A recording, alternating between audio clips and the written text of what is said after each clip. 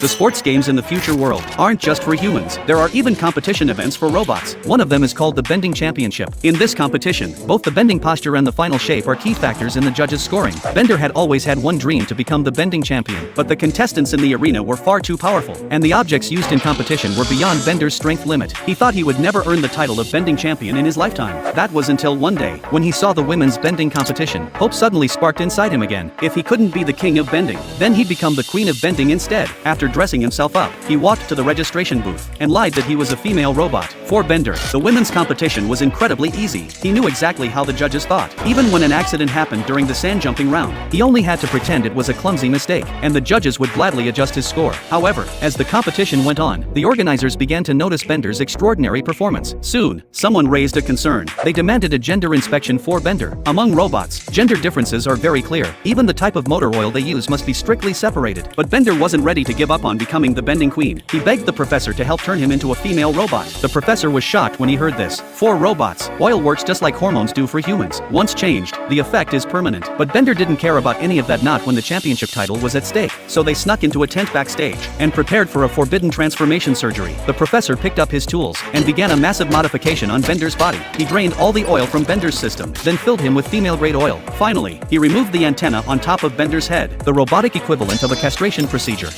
I'm ready for my test now, boys. The staff were stunned when they saw it, and unsurprisingly, Bender went on to win the title of Bending Queen.